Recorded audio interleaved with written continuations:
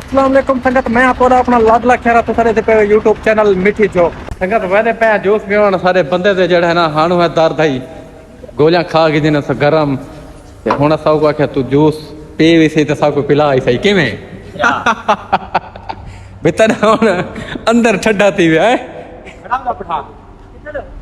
juice पीवन ओए महंगे ने ए पठान हाँ पठान सस्ता है एडो आगो मोड़ है ना पठान ले खड़े रेडी ते वो थोड़ा जिहा सस्ता भी है बिलंगू है पैरा ही चू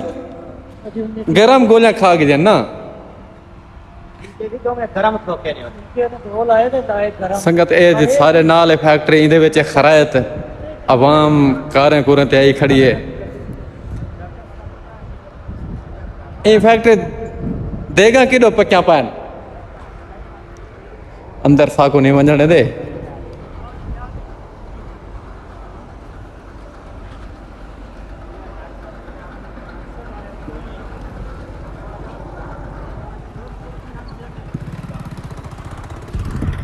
कहते पहन बिलंग वाला पानी पीवन पठान इधर रेड़ी ले खड़े इधर चुंड ते जुल के तो रेड़ी का माहौल चेक करवाने बिलंगू वाला पानी का 50 रुपए का गिलास देंदे गर्मी बहु है मैं क्या चलो आज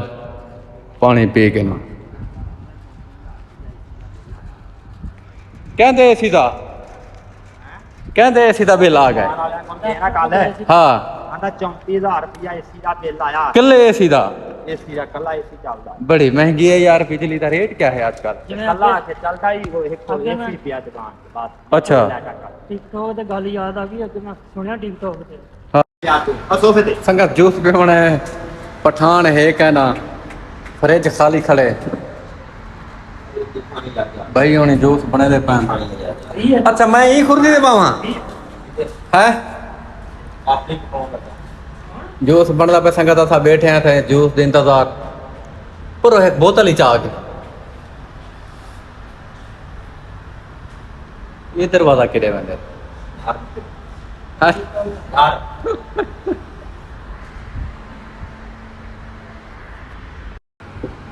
संगत जूस बनाने वाला चेक करे सब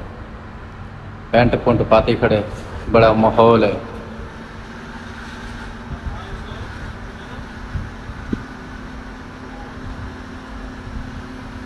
अंब का जूस बनता पे कि केले का अंब दा आखना यार हैं अंब दा अच्छा ये भी कल उस्ताद है ओ उस्ताद है अंब दा बनाई अंब दा जूस बनाई अंब दा ठीक है हाँ अंब दा बनाई अंब दा तेन पहले असी अंब दा आख्या सी मनी बेचो अंब छोड़ दे पक्की वाला हां पक्की वाला तमें पक्की वाला हां तो मिक्स कर दे फिर मिक्स कर दे ए देखो तो हां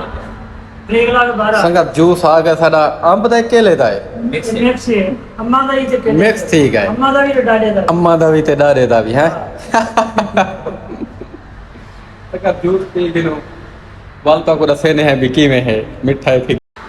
संगत जूस पी के ते वेंदे पे वापस फैक्ट्री किवे मैं का जूस पी के ते वेंदे पे वापस जूस वाला छुअर खिल दे फिर ये क्या जूस पी के तो टन थी गया होती